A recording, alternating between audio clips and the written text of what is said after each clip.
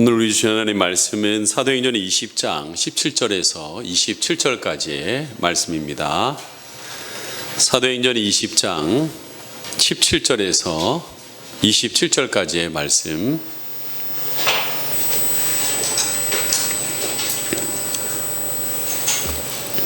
한 절씩 교독하겠습니다. 사도행전 20장 17절에서 27절. 바울이 밀레도에서 사람을 에베소로 보내어 교회 장로들을 청하니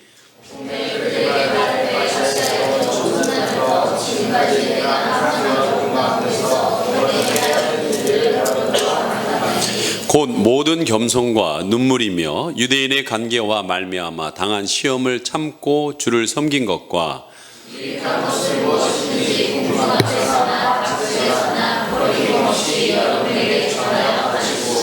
유대인과 헬라인들에게 하나님께 대한 회개와 우리 주 예수 그리스도께 대한 믿음을 증언한 것이라.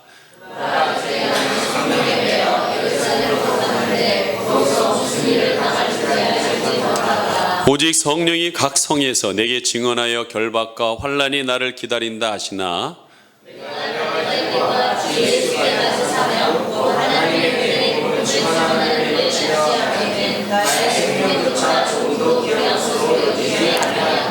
보라, 내가 여러분 중에 왕래하며 하나님의 나라를 전파하였으나 이제는 여러분이 다 내 얼굴을 다시 보지 못할 줄을 아노라.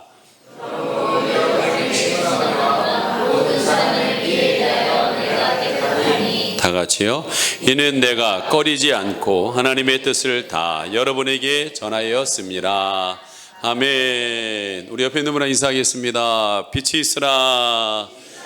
더 많이 있으라. 풍성하게 있으라. 2020년 여러분들이 더 풍성한 한 해가 되기를 간절히 소망합니다. 아멘. 지난번에 김밥 얘기를 하니까 좋아하시는 것 같아서 하나 더 준비했습니다. 김밥 나라에서 달리기 대회가 있었습니다. 온갖 종류의 김밥들이 줄을 서서 달리기 시작했습니다. 근데 옆구리가 터진 김밥은 자꾸 지그자기로 뛰는 거예요. 그리고 김밥에 쌀 때 여러분 잘 사셔야 됩니다. 머리가 이게 앞에 부분이 그냥 밥이 간뜩 들어있는 김밥은 쏠려가지고 이렇게 뛰는 거예요. 근데 뒤가 또 김밥에 썰린 건 이렇게 뛰고 막 그러니까 이렇게 불안정하게 막 뜁니다. 근데 한 김밥은 아주 품위 있게 일관성 있게 정확하게 빠르진 않지만 정확하게 뛰는 김밥이 있었습니다. 어떤 김밥일까요? 양반김이었습니다. 양반김. 종현이 날 비웃는 것 같다. 여러분, 주님의 사역을 하는 이들을 보아도 이렇게 반듯하게 품위를 지키면서 일관성 있게 평생 달리는 사역자들이 그렇게 많지는 않습니다. 그러나 예외가 있다면 사도 바울이었던 것 같습니다. 그는 도대체 어떤 심정으로 어디에 사역에 초점을 두고 사역했기에 그렇게 초질감 변함없이 하나님 나라와 하나님의 뜻을 위해서 걸어갈 수 있었을까?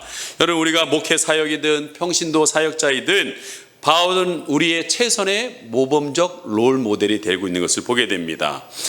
바울은 평생 그의 선교 여행 가운데서 교회를 개척하고 또한 설립했다는 의미에서 저와 같은 목회 사역의 롤 모델이 됩니다. 그런데 앉아있는 여러분처럼 평신도 사역의 롤 모델도 됩니다. 그는 일이 있었어요. 한마디로 천막을 만드는 일을 하고 있었습니다. 텐트 메이커였습니다.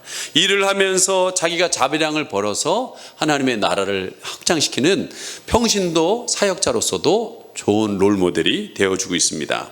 자, 그는 여러분 3차의 전도 여행을 했습니다. 그리고 가장 많은 열매를 맺었던 것은 에베소 사역이 3년 동안, 사실은 많은 사람들 에베소에 늘어난 것보다는 거기서 한 일이 뭐냐, 두란노 사원이라고 만들어서 거기서 제자 훈련을 시켜서 그들이 가가지고 하나님의 일을 하게끔 하셨다는 거예요. 여러분, 하나님의 나라는요 한 사람의 힘으로 갖고는 되지들 않습니다. 그래서 우리 교회도 제자훈련이라는 체제를 가지고 하나님께서 원하시는 그 가치를 함께 나누고 같이 펼쳐나가려고 하고 있습니다.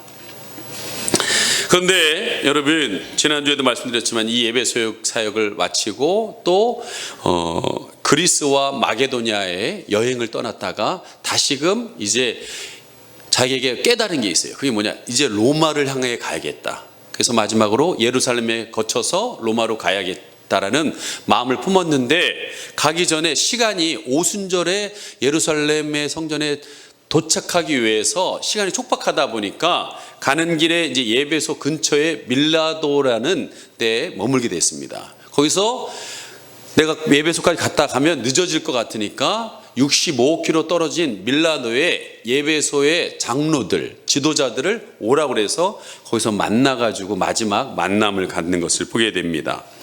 자, 바울은 이들을 만나서 무슨 이야기를 했을까요?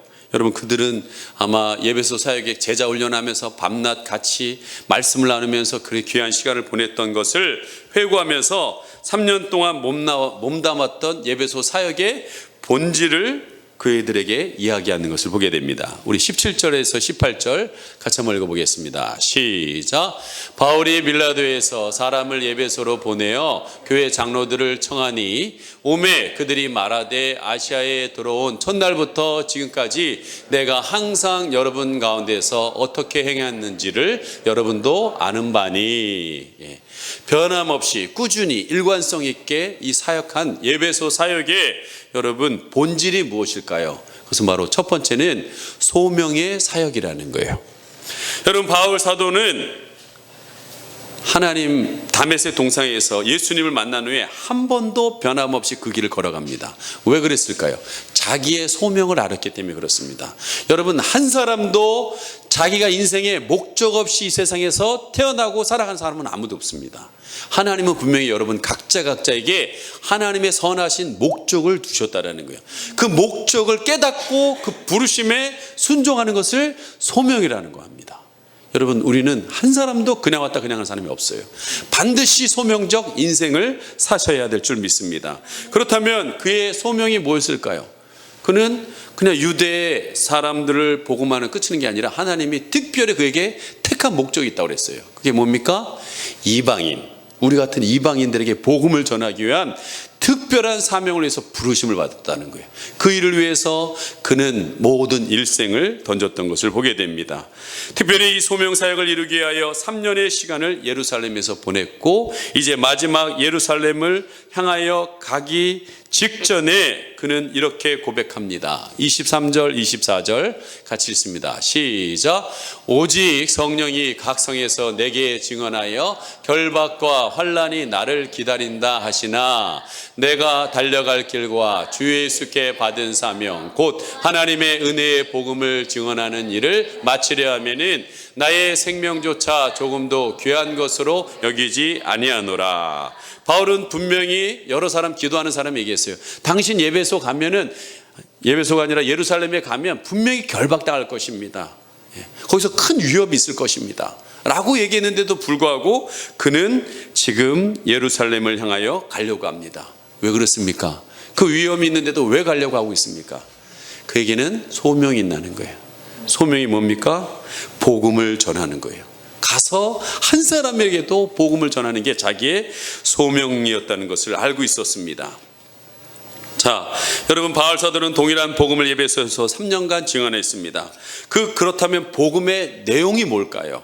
여러분들도 복음 듣는데 복음의 내용이 뭐냐? 여러분, 20절과 21절입니다. 같이 한번 읽습니다. 시작.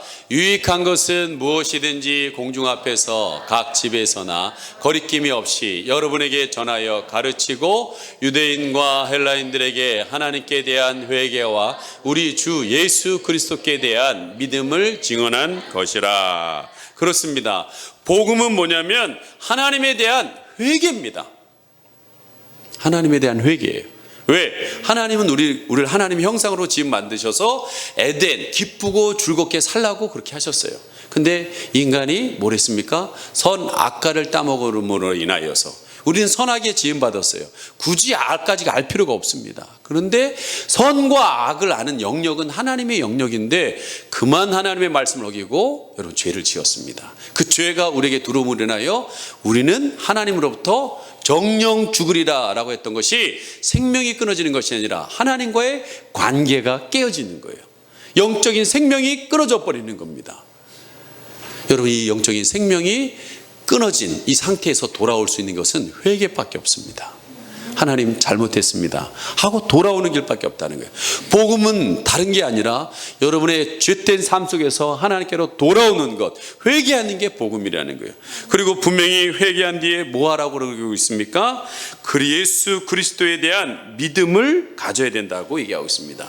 돌아올 때 그냥 돌아옵니까? 그냥 하나님께서 길을 여러분 아무렇게나 돌아오게끔 하지 않았어요. 반드시 예수 그리스도를 통하여서 돌아오게끔 하셨다는 거예요. 여러분, 우리는 용서받을 수 없는 죄인입니다. 그러나 예수님께서 피를 흘려주심으로 인하여서 의롭다, 죄인이에요. 죄인이지만 피를 덮어주심으로 인하여서 의롭다라고 얘기하시는 거예요. 여러분, 성가대 쓰시는 분들 뭐 입고서요? 가운 입고 쓰죠. 우리 헌금위원 할 때 뭐 입고 서요? 가운입니다. 이 거룩한 일을 할 때 가운을 입습니다. 왜? 죄인인데 덮는 거예요. 오늘도 이 예배 자리에 나오신 여러분에게 예수님의 보혈이 덮어지길 간절히 소망합니다. 덮어져야 하나님께로 나갈 수 있는 거예요. 왜? 하나님은 의로운 분이기 때문에 그 보혈의 피로 여러분을 의롭다라고 인정해 주셨기에 오늘도 하나님 앞에 나가고 하나님과의 영적인 교통이 일어나게 되는 것을 보게 됩니다. 여러분, 이 은혜의 복음이 없이 구원이 없습니다. 이 은혜의 복음 없이 여러분 개인과 가정과 또한 하나님 민족의 만족이 일어날 수가 없어요. 참 평안이 일어날 수가 없습니다. 그래서 이 바울은 이 은혜의 복음을 증거하는 일을 자신의 받은 소명, 귀한 일인 것을 기억하고 날마다 그 길을 걸어갔다는 거예요. 여러분, 오스 기니스라는 기독교 사상가가 있습니다. 그의 명저 소명이라는 책에 이렇게 소명의 역동성을 설명하고 있는데요. 소명의 특성과 목적은 가장 귀가 멀고 둔감한 자를 제외한 모든 이의 상상력을 자극하고 그 마음과 영혼을 전율하게 한다. 소명이 있는 사람은요, 그 마음이 전율이 있다는 거예요. 그리고 나의 소명은 내 삶의 나침판이 될 것이며 분명히 살아가야 될 길을 찾게 된다는 거예요. 밤에 꿈을 꾸는 것이 아니라 한낮에 꾸는 소명을 가지고 살아가는 사람이다라는 거예요. 여러분, 이 말을 좀 쉽게 설명한다면 그는 책에서 밤에 꾸는 꿈과 낮에 꾸는 꿈의 차이에 대해서 설명합니다. 많은 사람들은 꿈을 언제 꿔요? 밤에 꿉니다. 밤에 꿈을 꿔요. 밤에 꿈을 꾸는데 하루 살아가다가 눌려있는 것들 또는 바라고 있는 소망하는 것들을 무의식 속에서 꿈을 꿔요. 꿈을 꾸는 거예요. 그 다음에 아침에 일어날 때 어떻게 돼요? 깹니다. 아, 별거 없구나 라고 깨요. 그리고 그냥 하루를 살아갑니다. 그러나 소명을 받은 사람은요, 오늘 말씀에 이 오스 기니스는 낮에 꿈을 꾼다라는 거예요. 이 말은 뭐예요? 낮에 꿈을 꾸는 사람은요, 지금도 눈 뜨고 있는데 꿈을 꾸고 있는 거예요. 그래서 그 꿈을 인하여서 계속적으로 그 꿈을 향하여 움직임이 있다는 거예요. 역동성이 있다는 거예요. 이 사람이 무서운 사람이라는 거예요. 여러분은 밤에만 꿉니까? 낮에도 꿈을 꾸시길 바랍니다. 그 사람은요, 움직이게 돼 있어요. 반드시 그 꿈을 향하여 눈 뜨고서 움직이면서 계속적으로 역동적으로 움직이고 있다는 거예요. 바울이 바로 그런 사람이었습니다. 하나님께서 주신 소명을 따라 낮에도 꿈을 꾸었고 그는 실제로 꿈을 이루기 위해서 혹 결박이 있다 할지라도 어려움이 있더라도 포기하지 않고 그 길을 향하여 계속 걸어가는 사람이었던 것을 보게 됩니다. 여러분, 바울 사도의 예배소 사역의 본질이 무엇입니까? 두 번째는 희생의 사역이었습니다. 모든 위대한 꿈과 위대한 소명은 희생 없이 성취되는 것은 아무것도 없습니다. 바울 사도는 그의 소명을 성취하기 위해서 희생의 값을 지불했습니다. 본문 19절에 보면 그는 자신의 희생과 경험을 한마디로 이렇게 고백합니다. 19절 같이 한번 보겠습니다. 시작. 곧 모든 겸손과 눈물이며 유대인의 관계로 말미암아 당한 시험을 참고 주를 섬긴 것과 눈을 뜬 꿈을 향하여 가긴 하지만 그에게 필요한 것이 있습니다. 그는 세상으로 얼마든지 자랑할 수 있는 스펙을 갖고 있는 사람이에요. 그래도 불구하고 겸손히 내려옵니다. 그리고 뭐가 있었어요? 눈물이 있었다고 얘기했습니다. 또 뭐가 있었습니까? 자기를 계속적으로 공격하는 유대인의 관계, 그 시험을 있었지만 나는 참고 주를 끝까지 바라보면서 걸어갔다라고 얘기하고 있습니다. 여러분, 복음의 소명을 위해서는, 예수님을 증거하기 위해서는 끊임없이 자기를 낮추고 눈물이 필요하고 여러분 참아야 될 시간들이 있다라는 것을 얘기합니다. 여러분, 희생 중에서 가장 큰 희생이 뭘까요? 저는요, 여러분의 자존심을 내려놓는 거예요. 자존심이 살아있는 분들은요, 하나님의 나라에 쓰임을 받지 못합니다. 왜? 예수님도 딱 얘기했거든요. 자기를 부인하고 자기 십자가를 지라고 그랬어요. 참 어려운 게 내 자신을 부인하는 거예요. 바울은 본래 종이라는 말을 굉장히 싫어하는 사람이었습니다. 그의 스펙은 나를 종으로 대원하는 것을 인정하지 않을 사람이었어요. 그런데도 불구하고 갈라디아서 5장 1절에 그리스도께서 자유를 주셨으니 그러므로 굳건히 서서 다시는 종의 명예를 매지 말라라고까지 또 했던 사람이 점진적으로 하나님의 은혜가 임하자 고린도 후서 4장 5절에 우리는 우리를 전파하는 것이 아니라 오직 그리스도 예수의 주되신 것과 또 예수를 위하여 우리가 너희의 종된 것을 전파한다 그랬어요. 스스로 종되는 거예요. 여러분 안에서 왜 영혼들이 구원 받는 일이 안 일어날까요? 여러분이 좀 낮아져야 돼요. 스스로 좀 낮아져야 돼요. 그렇지 않으면 영혼이 구원되지는 않습니다. 왜? 예수님이 계속 하나님 보좌 우편에 계속 거기 계셨으면 우리를 구원했겠습니까? 아니에요. 낮아지는 거예요. 자존심 다 내려놓고 딱이 맞고 벌교벗음 당하고 때로는 수치를 당해도 여러분 내려왔기 때문에 그 살 길이 열어졌다는 거예요. 오늘도 우리에게 예수님은 다른 거 없어요. 자기의 삶을 통해서 보여줬다는 거예요. 여러분, 누가 누구의 종 되기를 원하겠습니까?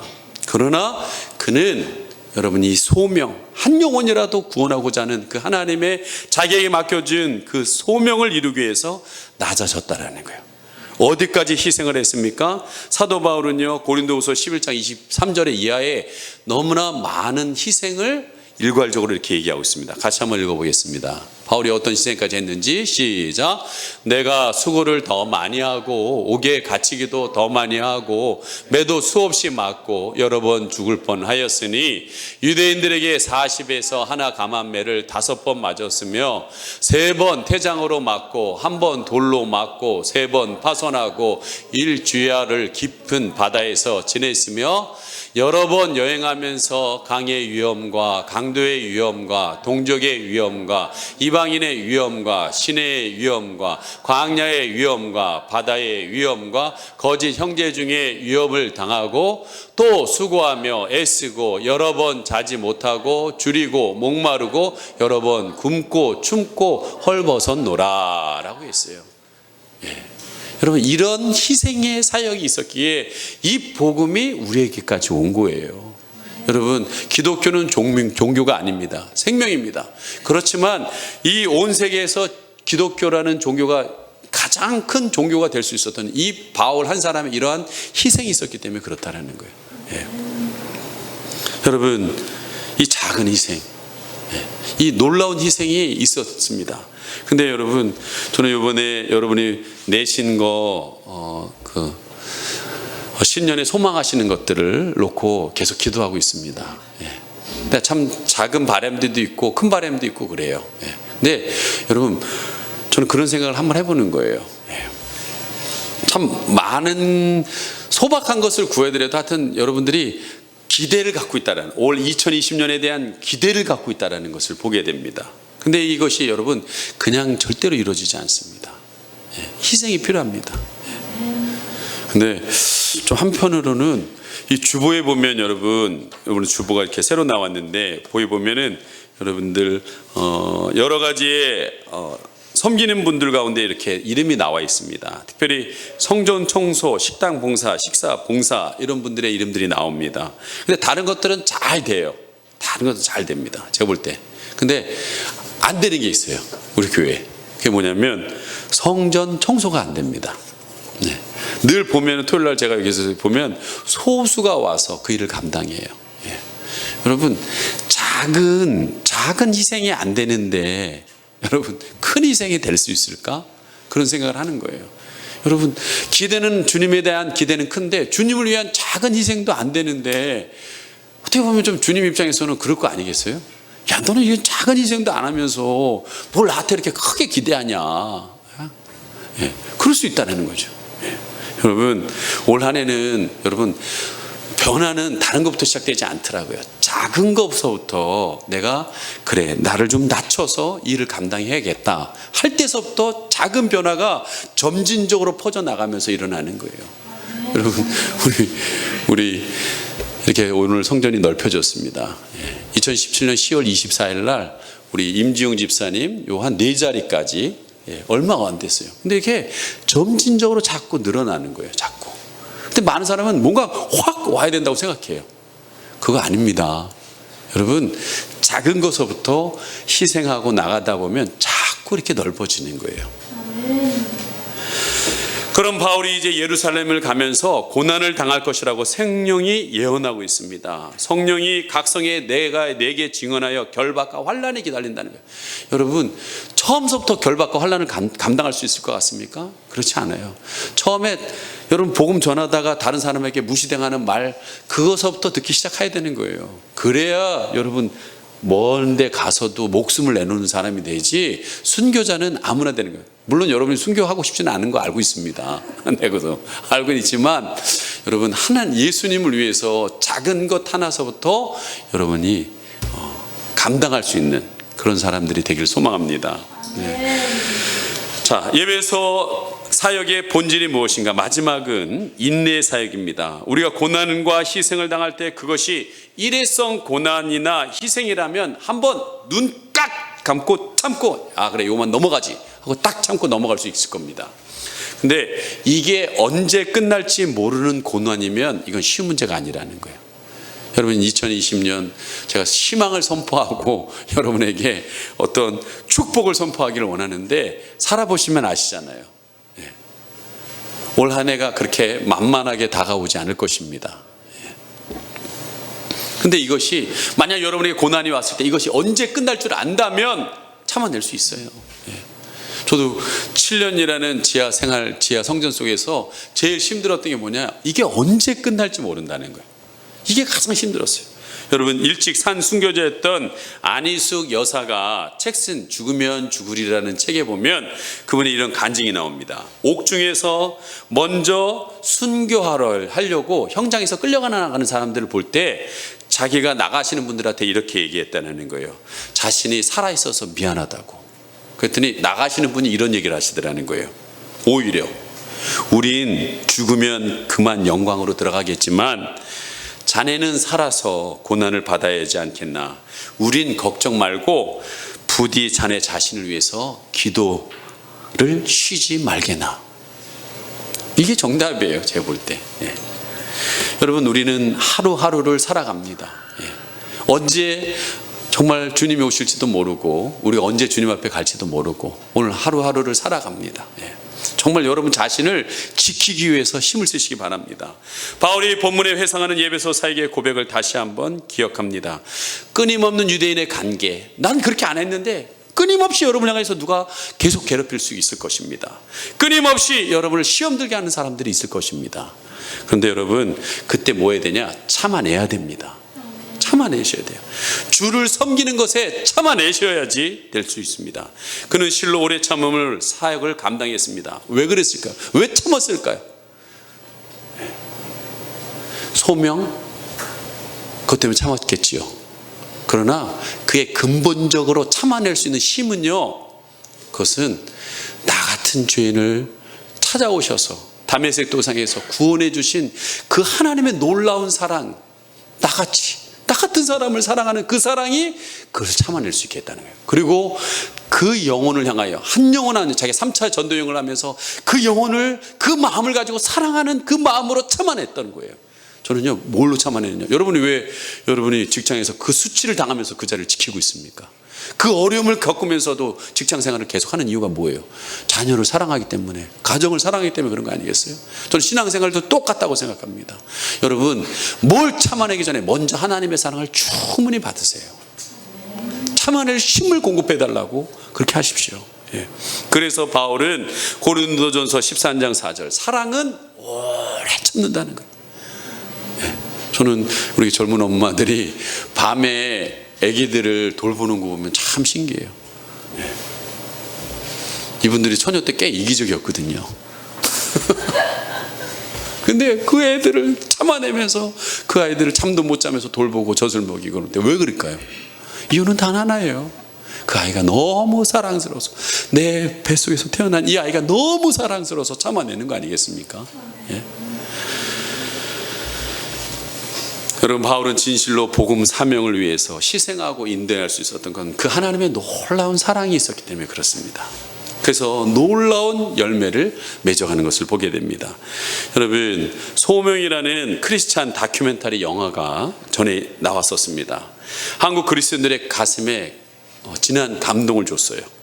근데 이 영화의 주인공은 강명관 선교사님이라고 브라질로 파송받으신 분입니다. 그는 본래 외국어 고등학교의 국어 선생님이에요.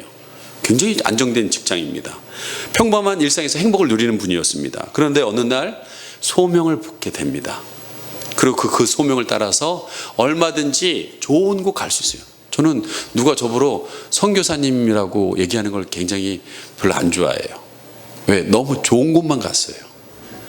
아니, 골드코스트, 호주에 제일 좋은 골드코스트에 그리고 말레이시아도 여러분 갔다 보면은, 그런데 쿠알라룸푸르는 굉장히 좋더라고요, 보니까. 그래서 제가 좀 하나님 앞에 미안해요. 너무 좋은 곳만 보내가지고. 그래서 선교사님이라면 선교사님 부르지 말라고 그래요. 예, 정말 오지에서, 정말 정글에서 그 영혼들에서 하시는 분들이 너무나 많아요. 근데 특별히 강명관 선교사님이 그랬던 것 같아요. 그는 소명을 따라서 얼마든지 편안한 선교지로 갈 수 있었지만, 여러분, 세계에서 정글에서도 가장 작은 부족인 100명 단위에 있는 바나와 부족이 있는 거기에 자기 가족하고 같이 갑니다. 그들이 사는 지역은 농사가 어렵고 척박한 곳입니다. 가난이 찌들려 있는 거예요. 최대 소원이라면 멧돼지 한번 실컷 먹는 게 그들의 소원입니다. 이런 이들을 섬기기 위해서 음식을 먹이고 교육하고 문자를 만들어서 성경을 번역하게 섬기고 그리스도의 사랑의 공동체를 이 100명과 함께 만들어 갑니다. 그는 때로 교사가 되고 때로는 의사가 되고 때로는 영양사가 되고 하면서 돌봅니다. 때로는 독충과 독사에 물리면서 자신을 챙기기보다는 죽어가는 원주민들을 살피는 그 곁에 떠나지 않습니다. 근데 그것도 훌륭하긴 한데, 제가 선교사님 말레이시아에서 150명 선교사님들을 뵀거든요. 근데 이 선교사님 특징이 뭐냐면, 본인들은 사역의 현장 전기를 갈 수 있어요. 근데 자녀는 도시에다 남겨둬요. 왜? 공부를 해야 되기 때문에. 그리고 내가 선교사지 뭐 자녀까지 선교사는 아니잖아요. 그래서 그건 충분히 이해가 됩니다. 우리 동성이동 부모님이 선교사할 때 선교사 학교에서 교육을 받았어요. 예. 근데 이 선교사님은 이 아이들을 얼마든지 상파울로 도시로 보내서 공부할 수도 있겠지만, 그 정글에서 가장 가까운 포라켓과라는 정글 학교에 보냅니다. 부모로서 교육을 제대로 받게 해야 되는데 정글 학교에서 무슨 교육을 어떻게 시키겠습니까? 예. 그래서 물어봤어요. 왜 정글의 학교에 보내냐고. 그랬더니 선교사님이 얘기하니까, 나만 이 부족민들을 사랑하는 것이 아니라 우리 아이들도 이들과 같이 생활하고 공부해야지 이들을 사랑하는 마음이 생겨서 내 다음으로 이런 일들을 할 수 있지 않겠냐고 하는 마음이 그랬다는 거예요. 쉬운 일이 아닙니다. 내 문제는 내가 알겠지만 자녀까지 그렇게 한다는 건 쉬운 일이 아닙니다. 영화를 만든 신현웅 감독에게 누군가 촬영 중에 어려운 일이 뭐냐고 물었더니, 촬영 중에 너무 작은 이 독충들이 공격을 받아서 완전히 살이 벌집이 될 때가 많았다는 거예요. 그래서 너무나도 힘든 가운데 하나님 좀 도와주세요 라고 기도하는데, 하나님의 음성이 뭐라고 들리냐면, 내가 이곳 암호전에 와서 강상교회사의 삶을 영화하면서 이런 정도의 교통도 경험하지 못한다면 어떻게 그의 사역을 필름에 담을 수 있겠냐. 넌 길어야 한 달이지만 강송교사는 언제 끝날지 모르는 고통과 싸우며 지금도 선교하고 있지 않느냐. 이 고통을 잘 인내하면서 필름에 담아라. 그래서 이렇게 그래서 영화가 나왔습니다. 우리는 이 영화가 끝나지 않고 지금도 그 선교사님이 그 사역 현장에서 지금도 계속되고 있다는 거예요. 그래도 다큐멘터리 후반부에 통해서 아마존 정글 사역 10년의 사역의 결실이 나오는 모습이 보게 됩니다. 결실이 뭘까요? 그것은 바나와 부족들이 이런 고백을 합니다. 우리는 강 선교사님을 통하여서 하나님의 사랑을 느낍니다. 제가 이 설교를 할 때 참 부담이 됐어요. 저를 통해서 하나님의 사랑을 느끼실까? 참 쉬운 일은 아닌 것 같아요. 여러분, 오늘 예배소 장로들과 밀레노의 이 부둣가에서 바울과 작별하는데 장로들이요 목 놓아 웁니다. 예루살렘에 가서 결박과 핍박을 당할 이 바울을 생각하면서도 울긴 하지만 3년이라는 시간 속에서 같이 동고동락하면서 함께했던 시간 속에서 하나님의 사랑과 은혜를 가르쳐준 이 바울을 향한 눈물이 하염없이 흐르는 장면이 나옵니다. 왜 이런 일들이 일어났을까요? 아마 예배소의 그 지도자들도 그렇게 생각했겠죠. 우리 같은 사람을 찾아와서 그 하나님의 사랑을 정말 나눠주는 이 바울에 대한 고마움, 바울 또한 내가 뭐라고 이 사람들이 이렇게 변화되어서 이렇게 눈물을 흘려주시나 하고 눈물의 여러분 시간이었던 것이죠. 여러분, 우리 또한 마찬가지입니다. 저도 그렇고 여러분들도 그렇고 다 하나님의 사랑을 받으신 게 이 자리에 와 계신 줄 믿습니다. 이제는 여러분 그 사랑이 내 안에만 멈추지 않고 흘러가야 돼요. 저는 2020년 저희 동선셀교회가 여러분 성도들이 통로가 되기를 소망합니다. 하나님의 사랑이 흘러가도록 통로가 되기를 소망합니다. 그러자면 누군가는 아마존으로 가야 돼요. 여러분, 하나님 여러분에게 아마존으로 가라고 얘기하지 않습니다. 오늘도 여러분에게 아마존이 있습니다. 우리 학생들은 학교가 아마존이 될 수가 있어요. 직장이 아마존이 될 수 있습니다. 사업장이 아마존이 될 수 있습니다. 이 강성교사의 소명은 아마존이었지만 신현원 영화 감독의 소명은 기독교 영화를 만들어서 세속에 물들어가는 사람들에게 하나님의 나라의 가치를 영상으로 펼치는 게 그의 사명이요 소명이었다는 거예요. 여러분, 이 소명의 저자 오스 기니스라는 이 책에서 그는 우리 인생에는 다 똑같이 1차적 소명과 2차적 소명이 있다는 거예요. 1차 소명이 뭡니까? 여러분이 있는 그 자리예요. 그 자리에서 하나님의 사랑과 하나님의 뜻을 전하기 위해서 힘쓰는 게 여러분이 1차의 소명입니다. 2차 소명이 뭡니까? 이 강성교사님이나 또한 해외에 나가 계신 선교사님은 특별한 장소와 특정한 과업을 통하여서, 근데 저는 꼭 해외만이 아니라고 생각합니다.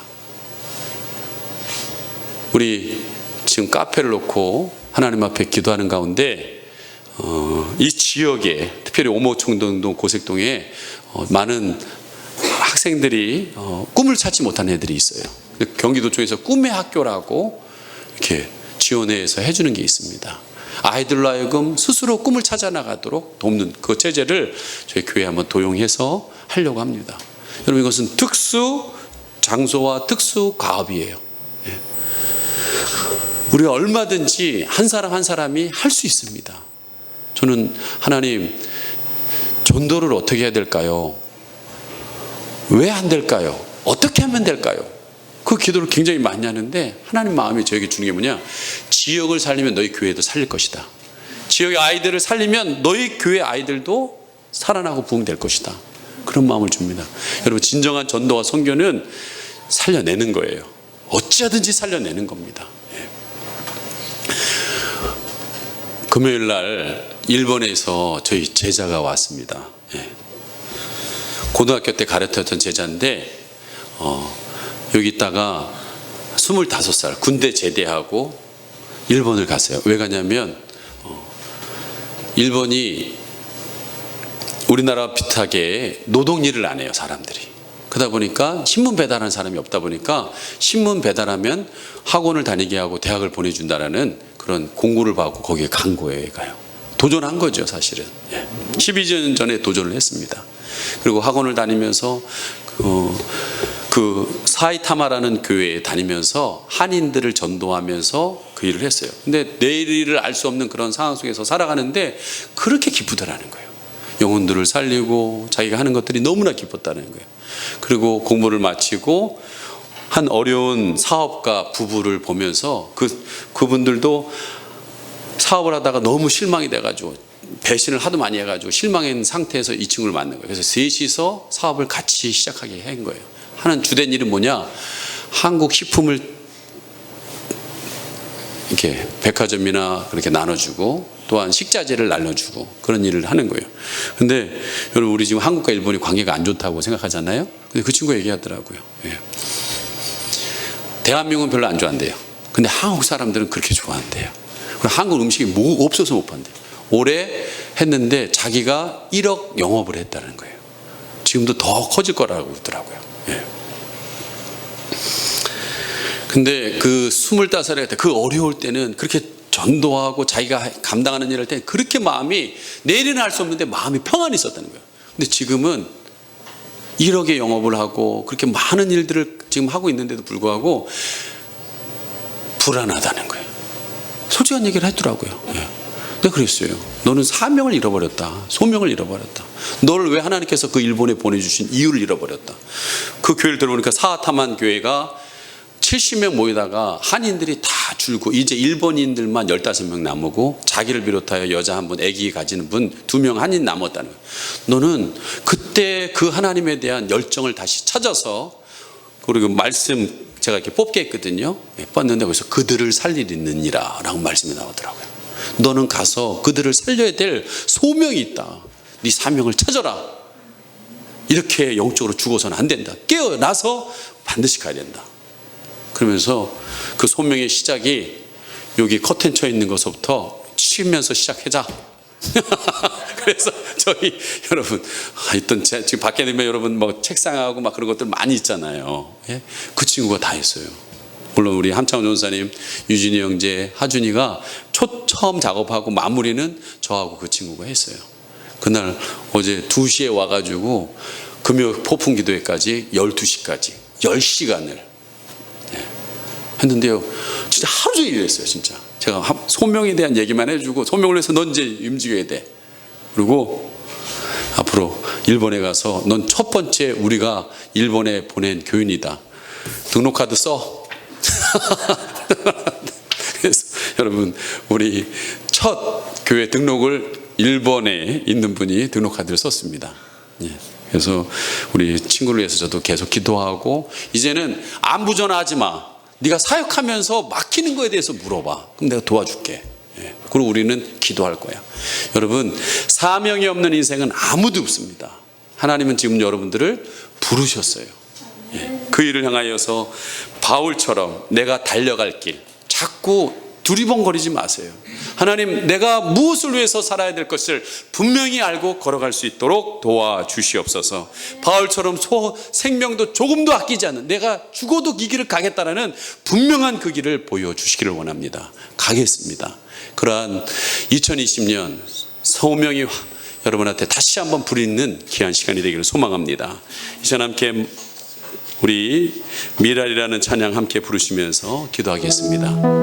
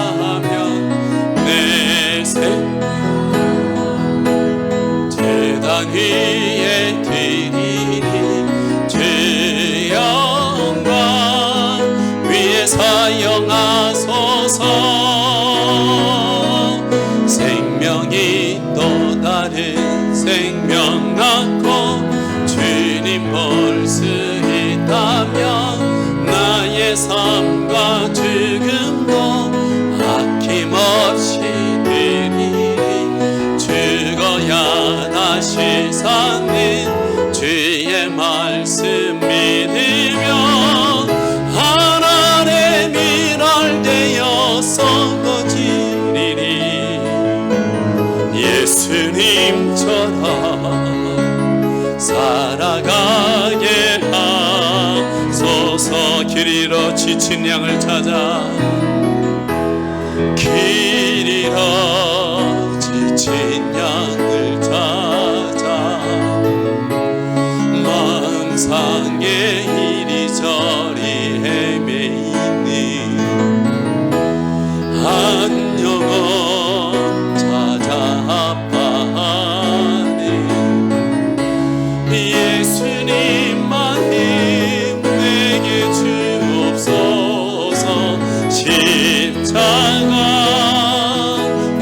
세상 위한 그 희생 눈물로 그 길 가게 하소서. 생명이 또 다른 생명 낳고 주님 볼 수 있다면 나의 삶과 죽음도 아낌없이 드리리. 죽어야 다시 사는 주의 말씀 믿으며 하나님의 밀알되어 썩어지리리.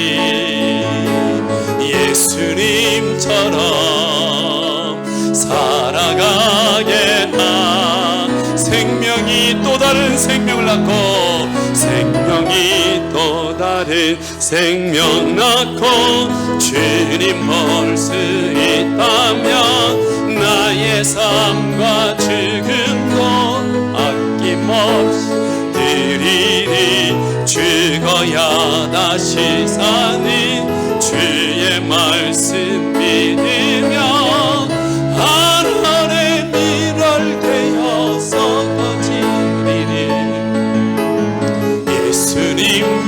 예수님처럼 살아가게 하소서. 우리는 2020년도 달려가게 될 것입니다. 우리 달려감이 목적 없는 달려감, 내 야망을 위한 달려감이 아니라 하나님은 우리를 구원해 주신 목적이 있습니다. 반드시 그 소명이 있습니다.